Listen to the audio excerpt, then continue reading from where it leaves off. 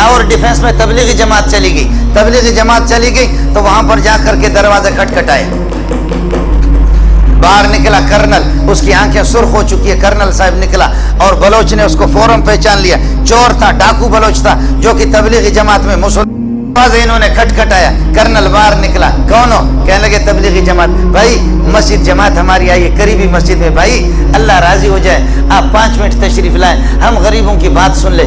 Colonel نے یہاں پر امیر صاحب کو سینے میں ہاتھ دیا، ہاتھ دے کر کے دھکا دیا، کہنے لگے جاؤ جہنم میں جاؤ، فرانس میں تبلیغ کرو، برطانیہ میں تبلیغ کرو، وہاں ہندوستان میں جا کر کے، یہاں تم لوگ مجھے تبلیغ کرتے، تمہارے باپ سے زیادہ میں جانتا ہوں، تم سے زیادہ میں خدا کے حکام کو جانتا ہوں، تم لوگ کس کو تبلیغ کرتے ہو، جاؤ فرانس میں۔ آپ سمجھ رہے؟ ذرا سن لینا، آپ کو مزہ آئے گا۔ ارے تو نے سارا نظام کر بیٹھ جا اپنی جگہ پر۔ کرنل صاحب نے یہاں پر سینے میں ہاتھ دے کر کے دھکا دیا امیر صاحب کو، کہنے لگے جاؤ جہنم میں، ادھر جا کر کے فرانس میں تبلیغ، مسلمانوں کو تبلیغ کرتے ہو، ہم تم سے زیادہ جانتے ہیں۔ آپ میری بات سمجھے؟ ہے بلوچ اٹھا آگے، کہا امیر صاحب ہم کو چھوڑو، امیر صاحب تم ہم کو چھوڑو۔ کہا اوے کرنل، اللہ اکبر، کہا اوے کرنل، کہا مارچ کے فلان تاریخ کو، یاد ہے آپ کو؟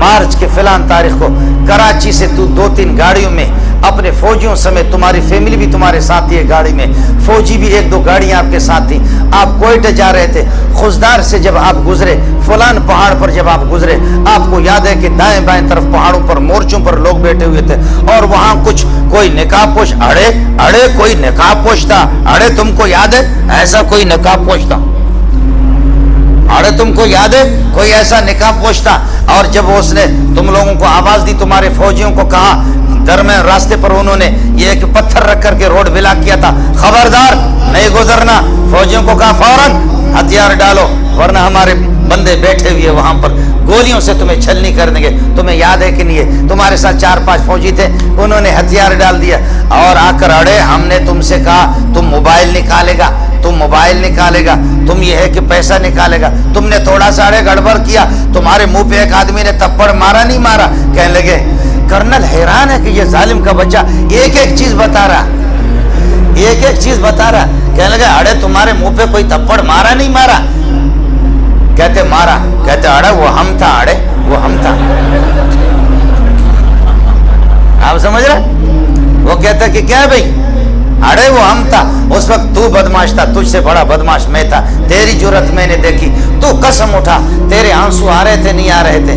اللہ اکبر، اللہ اکبر۔ اللہ نے کرنل کے دل کو فوراً بدل دیا۔ میرا خالق ان قلوب بنی آدم بین اصبع الرحمن یقلبها کیف یشاء، ابن آدم کے دل سارے میرے خالق کے دست قدرت میں ہے، اللہ جیسے چاہتا پھیر دیتا ہے۔ کرنل کے آنسو آگے امیر صاحب کے پاؤں پہ پڑنے لگے، کہنے لگے امیر صاحب خدا الیاس کے قبر پر نور نور اور رحمتوں کی بارش کر دے۔ الیاس کیسے؟ اس قسم کے بغیرت اور ایسے جانور بلوچوں کو بھی تم نے مسلمان بنا دیا، خدا الیاس پر رحم کرے۔ اس قسم کے ذلیل بلوچوں کو، اس قسم کے ڈاکوؤں کو تم نے، اللہ اکبر۔ کرنل نے کہا میں تم سے معافی مانگتا ہوں، تم سے وہ کرنل ٹھیک ہو گیا، لیکن کرنل چلتے چلتے ان کا دوست تو ہو گیا، دوست ہو کہنے لگے تمہاری بات واقعتاً ایسے جانور کو اس ظالم کے بچے نے میری بیوی کے سامنے میرے منہ پہ تھپڑ مارا، اس ظالم کے بچے نے ہمارے جیب بھی خالی کی 5 روپے بھی نہیں چھوڑے۔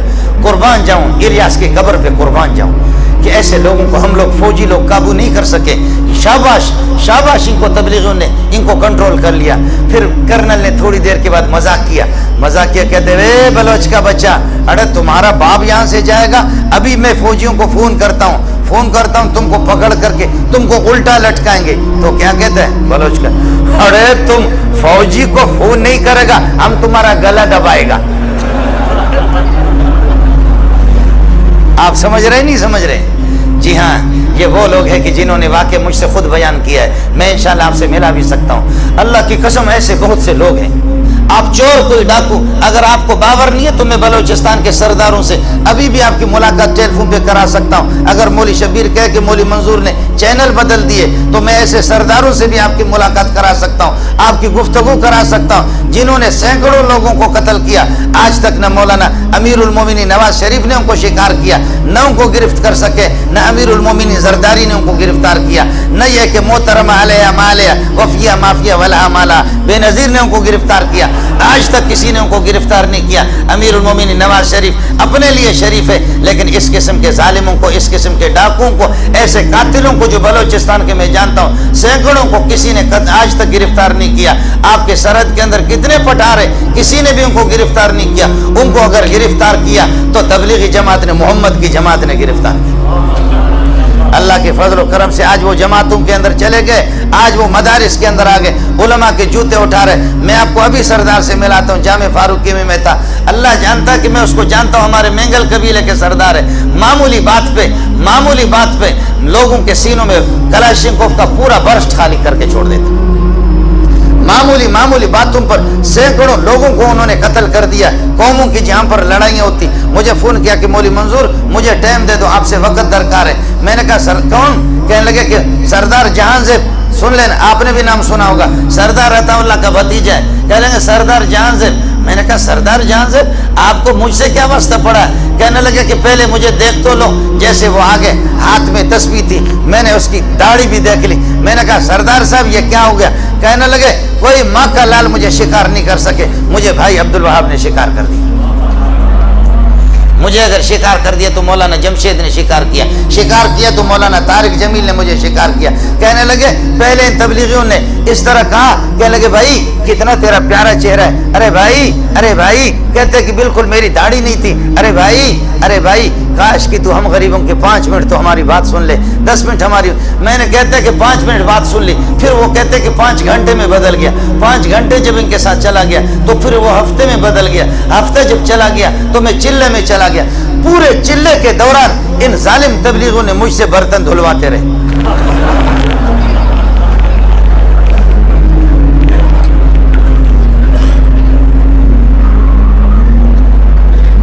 آپ لوگ بور تو نہیں ہو رہے؟ پورے چلے کے دوران کہنے لگے مجھے بلیڈ بھی نہیں دیا، میں نماز بھی نہیں پڑھتا تھا، میں سوتا تھا۔ کہتے کہ پہلے تو میں چرس کا نشہ بھی کرتا تھا، نشہ بھی میرا چھوٹ گیا۔ ان ظالموں نے مجھے تبلیغ میں جب لگا دیا، میں سو گیا، سو کر کے میں کہتا میں نماز نہیں پڑھتا۔ کہتے بھائی کوئی پرواہ نہیں ہے، نہ پڑھو، آپ ہمارے بھائی ہیں۔ وہ تو ہندوؤں کو بھی تبلیغ کہتے ہیں ہمارے بھائی ہیں، وہ تو یہودیوں کو بھی کہتے ہیں ہمارے بھائی ہے، نصارہ کو بھی کہتے ہیں، وہ سب کو تو کہتے ہیں کہ آپ ہمارے بھائی ہیں۔ کہنے لگے میں سوتا تھا خراٹے لے کر کے تبلیغ میں، میرا بستر بھی انہوں نے کچھ دنوں کے لیے اٹھایا۔ جب میں خراٹے لے کر کے سوتا تھا، جب میری نیند پوری ہوتی تھی پر اچانک میری آنکھ کھل جاتی تھی، دیکھتا تھا کہ کوئی میرے ہاتھ دبا رہا ہے، چاپی کر رہا ہے، کوئی میرے دماغ چاپی کر رہا ہے، کوئی میرے پاؤں کو چاپی کر رہا ہے، میری آنکھ کھل جاتی تھی۔ کہتے بھائی جان ہم آپ کو اس لیے چاپی کر رہے کہیں آپ کو تکلیف تو نہیں ہو رہی؟ میں نے کہا نہیں کوئی تکلیف نہیں۔ کہا کہ طبیعت ٹھیک ہے؟ کہا کہنے لگے بھائی ہم تو ویسے ہی مسافر ہیں، کاش اگر آپ 2 رکعت پڑھ لیتے تو کتنا ہی اچھا ہوتا۔ کہنے لگے میں 2 رکعت اٹھ کر کے پڑھنے لگا، وضو بنا کر کے 2 رکعت۔ اس کے بعد تبلیغی امیر صاحب کہتے کہ میرے چہرے پر یہ کہ ہاتھ پھیر کر کے کہتے قربان جاؤں کیسا جنتی چہرہ ہے، کیسا گلاب کے پھول کی طرح چہرہ ہے، اے کاش اس پر داڑھی ہوتی کتنا ہی اچھا ہوتا، اس پر داڑھی ہوتی کتنا۔ کہتے مولوی صاحب بلیڈ ہی نہیں دیا، انہوں نے